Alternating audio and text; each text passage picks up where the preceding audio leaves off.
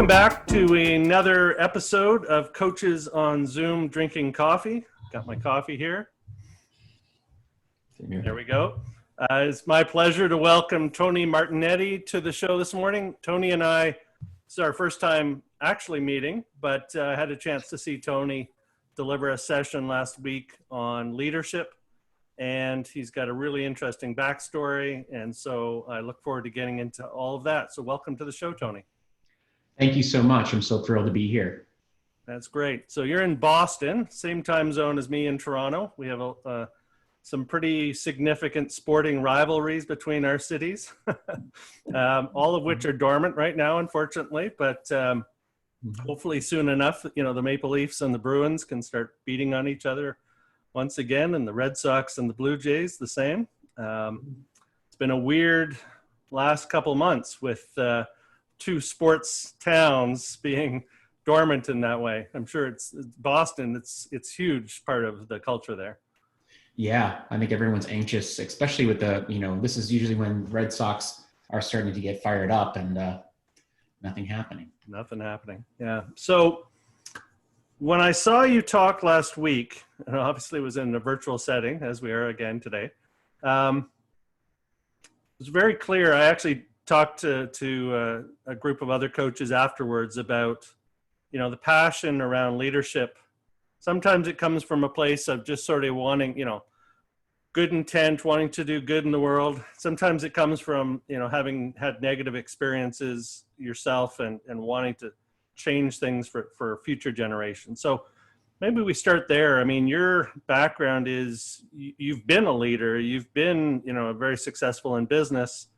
Not sure you might have ever imagined now you're a coach at this stage of your career, but you know, how does leadership sort of show up for you based on the experiences you've had in your career?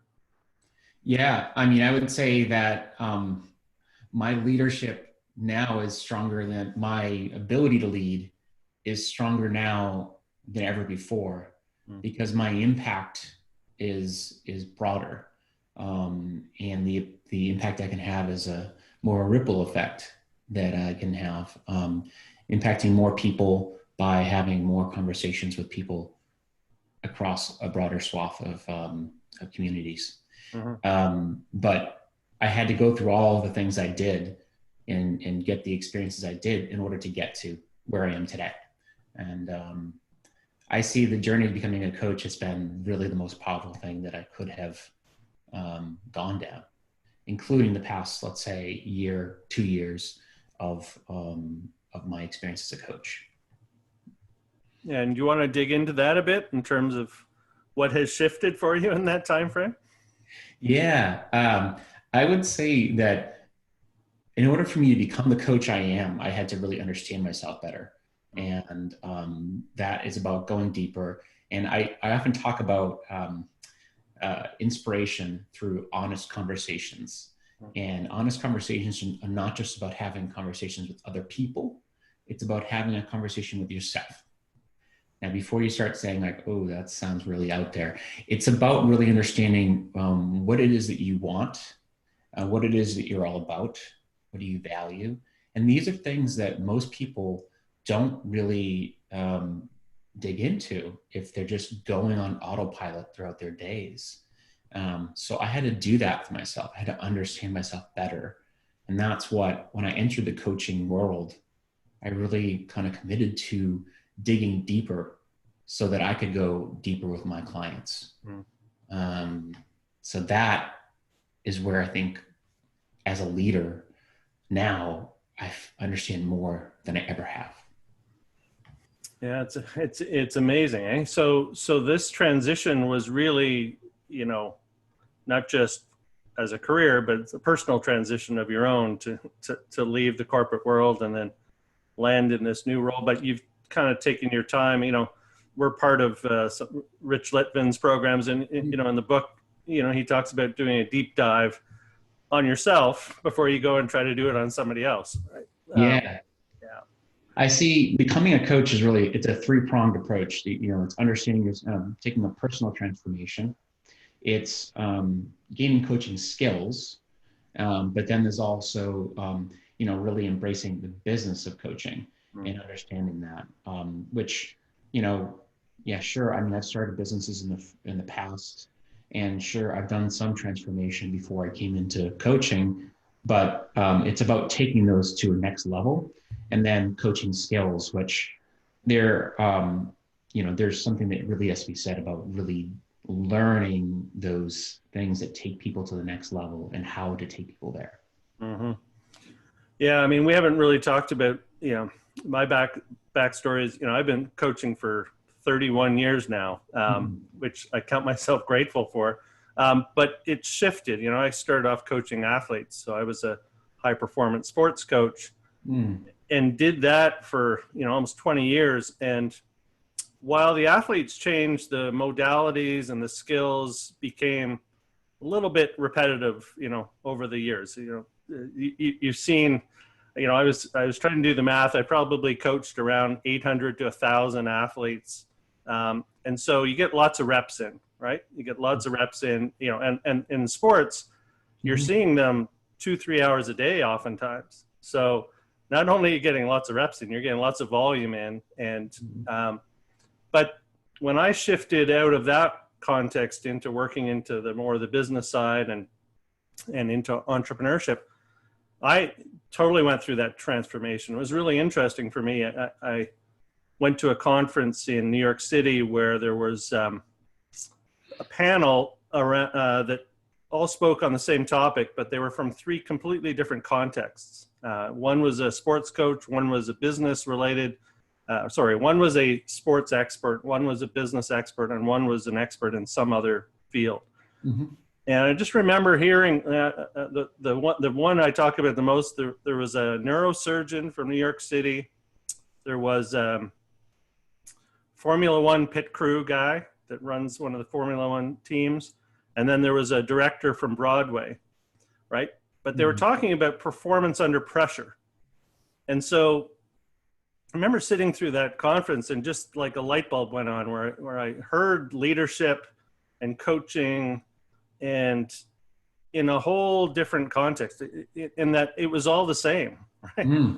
Right? Like the words they use, you could have closed your eyes and it would have been the same approach, the same mindset that they use to build a Formula One pit crew team as putting together, you know, the team that puts on a Broadway show.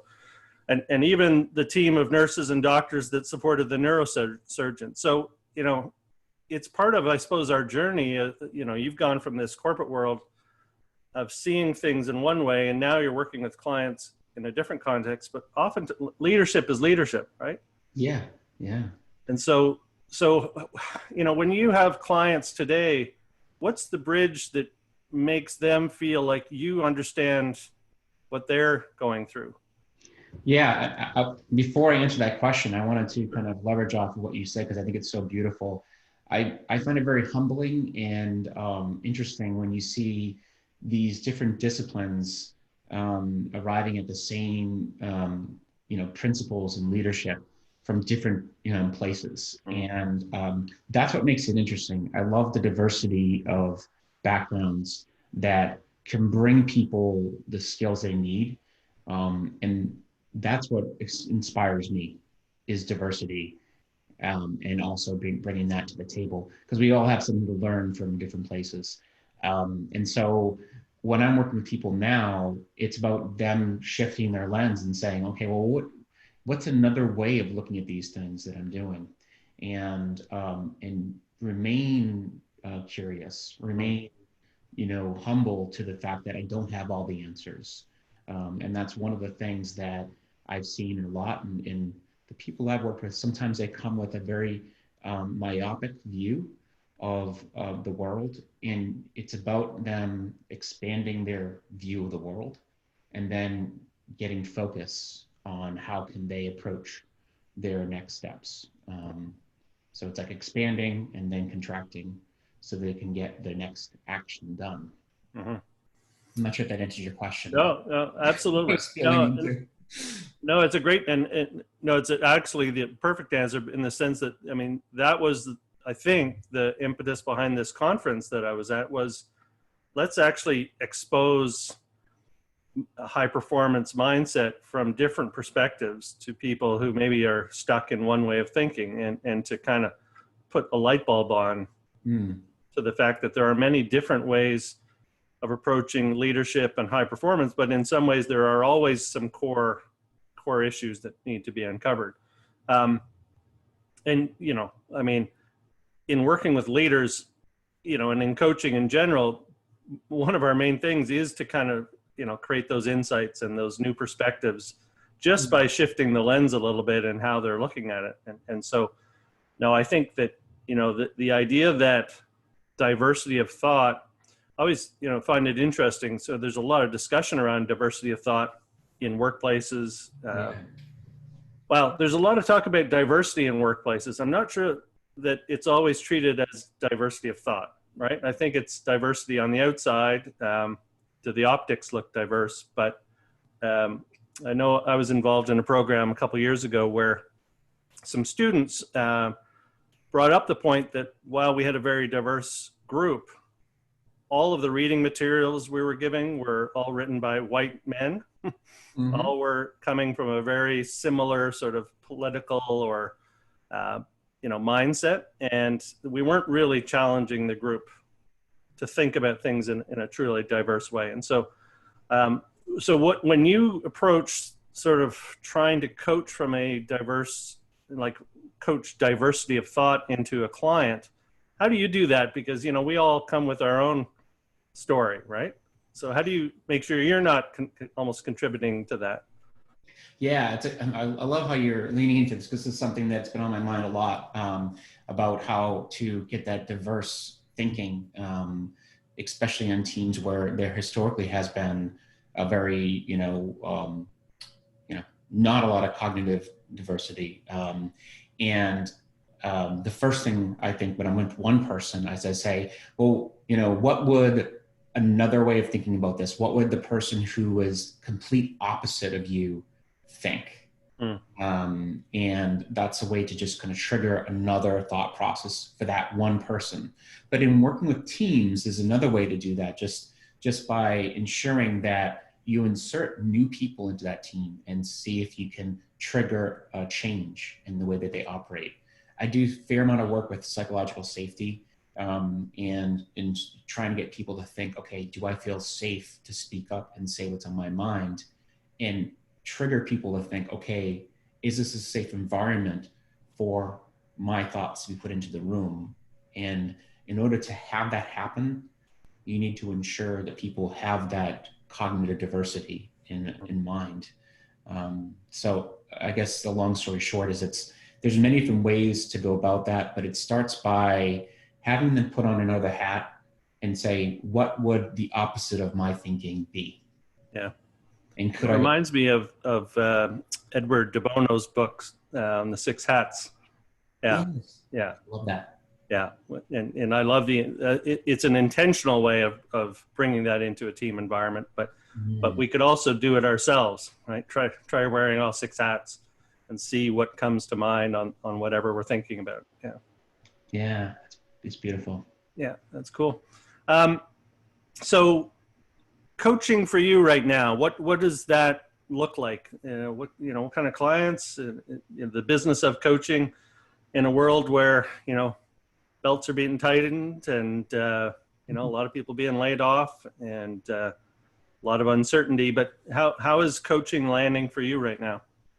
Yeah. So what I've been leading into most of all is trying to help where I can on the front line with people who are, healthcare workers or people who are, stressed at that point. And so I've been trying to do pro bono coaching with those folks. It's easier said than done. Just putting my hat in the ring as much as possible. I've had a few people I've been able to coach with, and the experience has been really gratifying. Just holding space for them is really powerful. They just want to get some things off their chests, just being in that moment. So that's one thing that has been powerful, but also just been really creative, leaning into the fact that speaking is not something that we're going to be doing in public for probably a while. So podcasting is something that is becoming a powerful tool. And I'm creating something for myself around how can I create something beautiful in the podcasting world. And so I've got something in the works on that. And then from a coaching perspective, I have my existing clients, which I've always worked with mostly virtually. And that's been great, maintaining that. I work mostly with tech leaders. Um, in terms of creating new clients, it is challenging.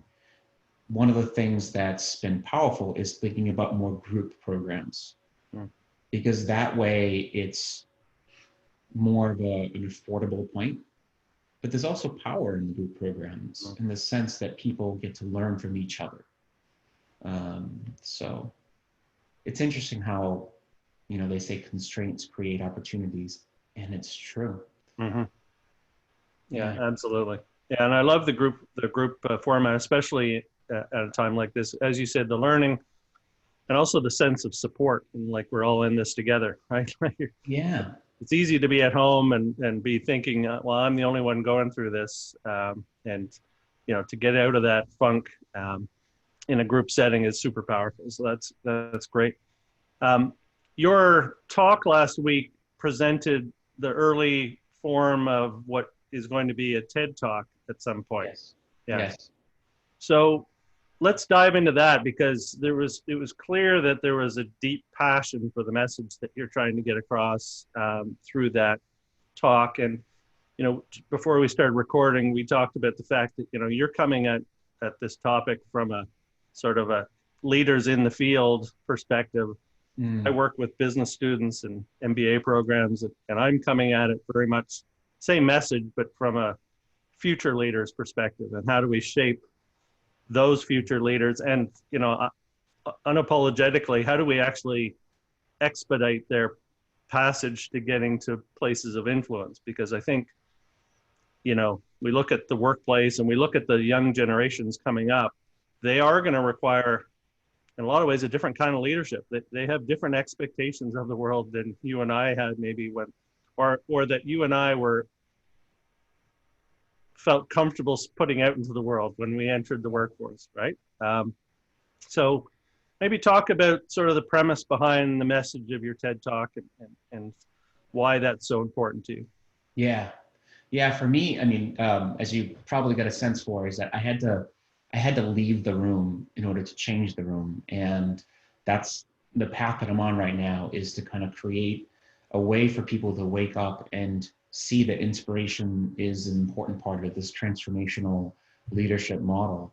And that shows up in different ways, but it's about having people see that they can make a difference one person at a time in shifting that model towards people-centric, people over profits, in ways of making it more of an enriching environment for people and for society. There's a lot of things I didn't get into in the talk that I walked through, but it's about, how can we make companies, hold them accountable for helping society as a whole be better. There's some companies that are doing a really great job of this, but there's a lot more that can be done. And so the real call to action here is about creating leaders for the future that are seeing this.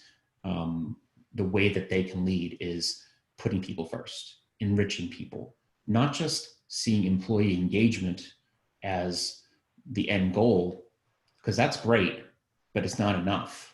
We want to make sure people come to work and they feel as though the job of the company and the leader is to make them better people. And that's one of the things that I'm really excited about. As you can see, I get animated. I think that's the driving force behind this. And I want people to get excited about that and see it that way, is that it's about creating a great product and a great person. Mm-hmm. Yeah, it reminds me, I don't know if you've read, there's a book series out called The Great Game of Business. I've never heard that before. Yeah, I think you'd really enjoy it. It was written, the backstory was, it was a big manufacturing plant. I think it was in Ohio or in that region. That was basically, the owners we're going to shut it down. Thousands of people are going to be put out of work in the local town. And a couple of the senior VPs got together and decided they were going to try to have the employees buy the business. And in the process of doing that, they came to realize that none of them knew how the business ran. None of them knew what the numbers were, or what KPIs mattered to profits, or how employees were measured. They had no line of sight on that. And yet they were, senior people in the company, never mind the guys on the shop floor that were doing the real work. And so they managed to buy the company, but they rebuilt it on the premise that everybody in the company would be involved and there would be full transparency in how the business was run, right? From what the financials were, how they were going to be measured on performance, and why that was connected to the health of the business. And then out of that has come all kinds of spin-off businesses, because you've got empowered employees that understand what they're doing. They're growing and becoming knowledgeable business people while they're doing a job, and they then can spin off a business and are supported to do so. So the guys behind it have created a whole training program for businesses that want to shift from sort of the very typical closed book approach to more of an open book, transparent approach. But it came to mind on the premise that as leaders, our job is to develop the people that come into our companies, not to put them to work. Right? It's like, how can we serve them to make them better? Because in doing so, they will make the business and our clients better. I guess the question is, how do you put some leverage into businesses that have done things a certain way? Yeah, I mean, first of all, I want to acknowledge that's a beautiful story, because that's something that really resonates well with the kind of message that we need to put out there. And I've seen stories like that play out and lived some of those stories. And so how do you create that leverage that, allows people to kind of put that in place? It's really one person at a time, really seeing that. I talk about inspiration a lot.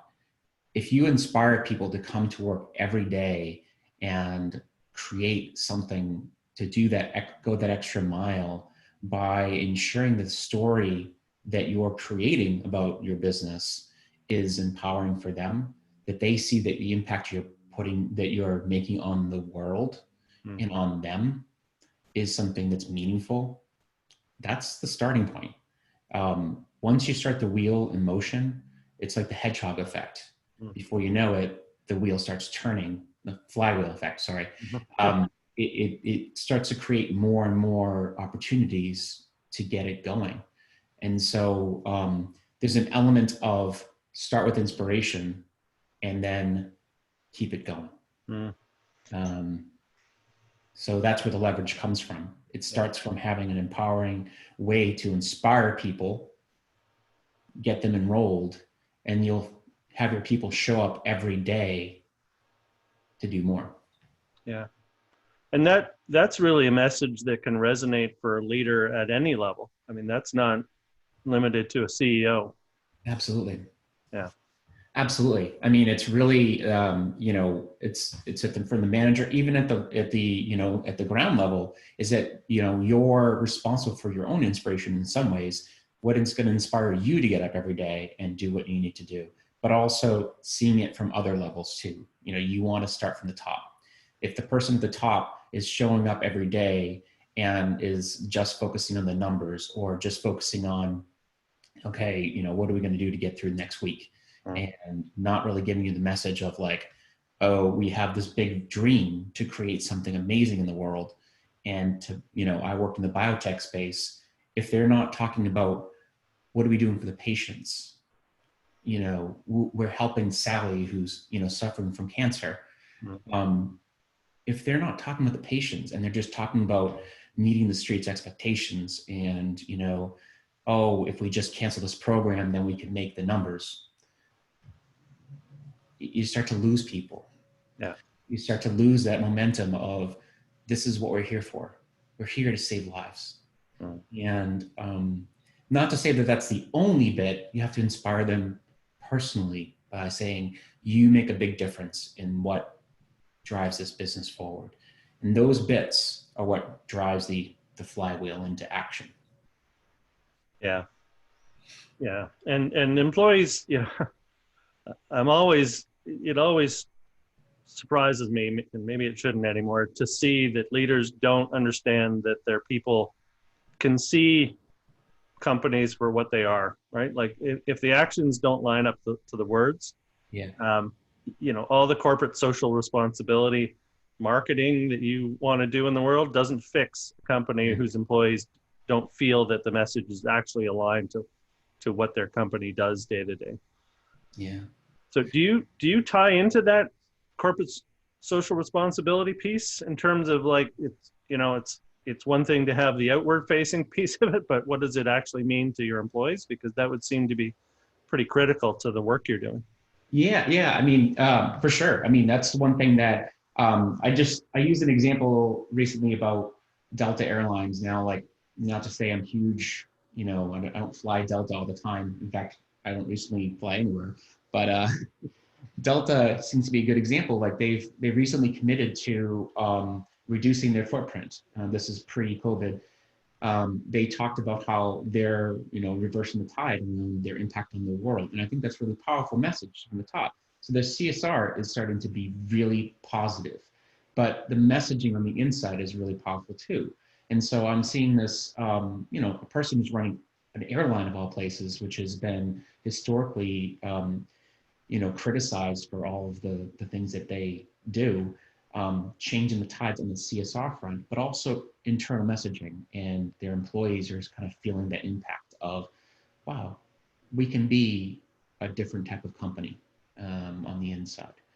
So I often talk about transformational leadership, and people say, well, what is that? That seems like an overused term, and it is at times, but there is a real story behind that in the sense that it's about being people-centric. It's about being a learning organization. It's about, creating the situation where you're overall going to use innovation to make something bigger in the world.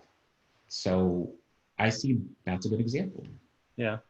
It reminds me of a story I heard recently from our national railway in Canada, where they were having a hard time connecting their employees to the sort of CSR efforts and how to be a better corporate citizen in the world. And light bulb moment, they decided to ask the employees themselves what they thought would be a good approach, and which is somewhat novel and encouragingly people-centric approach. And the employees said, I think the wording was, why don't we make sure that we're not creating, or how was it? Let's leave our path as if we hadn't been there. So basically, every time the train stops somewhere, employees are encouraged and to get off the train and to pick up any garbage and anything that's lying around that might otherwise indicate that the train had been there. And it's part of, it seems like such a little thing, but it makes people feel like they're part of something that matters, and they're contributing to something that the company feels is an important part of who they are as a corporate citizen. And I just remember hearing that story going, we got to put trust in our people, right? Like our people know what's right and know how to help position our company in a more positive way. And so often, leaders run around trying to figure these things out on their own and don't ever ask. I love that example because it's so beautiful because of the fact that here you have railroad, okay, an old tech industry. It doesn't have to be the Microsofts and the software or any kind of like high tech industry, robotics, to be something that can be at the forefront of changing the way we lead. Yeah. And I love the way that it was the employees driving that and not just the leaders, because it doesn't have to come from the top. It just has to be the top allowing people to feel safe to speak up and just share what's on their mind. That's just a powerful example. So, yeah. Yeah. So that's your mission right now, is to unlock those kinds of conversations, one leader at a time, whether they're CEO, whether they're manager, whether they're a team leader in a small team. And you mentioned something earlier. I want to just pick up on it because it relates to coaching as well, which is, the way people are feeling right now. The advice I give almost anybody that comes to me that says, I'm not sure what to do. My advice is always go and help somebody else. Mm-hmm. Right. And so if you're the individual employee in a company that, doesn't know how to lead, leading the people that work beside you and giving them a hand and helping them and contributing to them getting better. That is the Tony leadership model, right? Yeah. It's just look at the guy next to you and the lady on the other side and say, how can I help you today? And that simple message all the way up to the top of a company can make a dramatic difference. Yeah. Lead from wherever you are. And that's beautiful, the way that you kind of brought that together, because that impact on everyone is where those people who are, in the up and coming up from these different generations are going to be the people we need to step into leadership. And because they're getting those skills, they're getting used to being in that place where like, I'm going to help who I can, wherever they are. They're going to build that skill so they can be the leaders. Yeah. Okay. Yeah. Yeah. I love working with the demographic that I get to spend time with in that sort of 25 to 35-year-old group, because, they do want a workplace and a world that has a more balanced view on work and life. And they want an environment that is supportive and they love coaching, because coaching to them is what leadership should be. Right. And we talk about this a lot with Rich, is that coaching really is what leadership used to be, right? It's helping people get better and helping people develop their skills and their potential to their maximum. It's what you and I do every day, which we're blessed to be able to do that. But it's also where, I guess it's separating leadership from the idea of power and, authority to one of nurturing and empathy and support. Doesn't mean, we know that, profits with purpose are still profits. And in fact, probably more so sustainable profits, especially if with a workforce coming through that's going to be less tolerant of a workplace that doesn't support them. They're from what I'm seeing, they're quick to leave. If their sense is this company doesn't care about me, they're going to move on and find one that does. So there is an actual cost to this that I'm sure when you're talking to business leaders is part of the leverage you're trying to create. Absolutely. It's a huge cost that, the people leaving because of the fact that they're just coming on board. They don't feel like they're being connected to the mission of what's happening here. And they've been sold a bill of rights, or bill of goods. It's not really congruent with what they want. Yeah. Yeah. So yeah. It's a big challenge. It is, but I think one person at a time, and having people like you and I in the world trying to help people along that path and sending the right messages is the key thing. Is we can be the change, to use the overused term, but it's important. One person at a time sending that message out is what's going to change the tide. Yeah, absolutely. Now, I had a student ask me the other day, he's a sort of a sustainability advocate, and wants to build businesses that really focus on sustainability. And I could tell there was something holding him back. And through the conversation, he's like, I just don't know whether, people are going to change, right? Like, I don't know if it's worth going down this path. And, typical coaching fashion, I kind of dug into the story a bit. And, I said, he ended up telling me that his entire family, since he can remember, has only bought through a sustainable lens. So they are very conscious shoppers. So it was, one little question was, what would happen if 20% of the consumers in the marketplace started to shop in a conscious way? Right? How would that change the way businesses had to respond to them, right? And what if it was 50%? And you could just see the light bulb go on, and that's those magical coaching moments when they go, oh, okay, so that's the real mission, right? It's not necessarily to just build a business that does this. But how do you create a movement, and how do you create an awareness of the power of change? And I think what you're doing, and I can't wait to see the TED Talk, because I think with your emotion, the emotion you bring to this topic, we are going to start seeing a shift in what leadership means, because people like you are putting a message out, and the people coming into these companies are demanding it. And at some point, those two things are going to meet, and leadership is going to go through probably a bit of a turnover that some people aren't going to be too happy about, but that's all right, right? And so maybe to wrap up, what's the big sort of call to action now for you, and to get your message out? How can we help you do that? Yeah, no, I'm so grateful for you giving me this opportunity to talk about this, because this has been so powerful for me. I mean, the big call to action for me is to really get out there and challenge what you're seeing in the world. Don't give up on the little kernels of truth you see. Challenge them. Challenge what you see in the world, and ensure that you don't give up. So that's what I'm seeing for people who I talk to.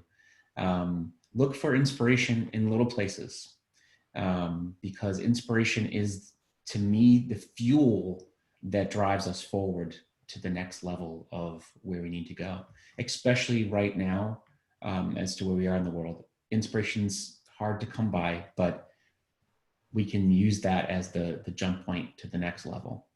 And that's really it. I think that's where I'm at right now. And I want to make sure that we continue to get people to jump into that space of how can we move into better people into leadership, so we can have more enriched people in the workplace. Well, I look forward to working with you on that, because I think the 100 or so students I get to work with every year, I'm putting all of my energy and coaching passion into helping them see the opportunity to be that kind of leader going out into the world in their own way. So I think we're coming at this in every way possible, and maybe we'll attract a few others to join the team and go from there, and try to actually really, Tony, I think I'm with you 100% on this, which is like, we don't really have a choice if we look at the world that we're living in, not just with COVID, but with all of the other major issues that are around us, that we can't accept that our current form of leadership is going to take us to a solution to some pretty significant problems that we have around us. So I'm with you 100%. I'm glad we've had the chance to amplify your message a little bit here. And I look forward to being part of Team Tony going forward. Thank you so much, Andrew. This has been really, really fantastic. I appreciate the time. I appreciate you coming on. Take care. We'll see you soon. You bet. All right. Bye-bye.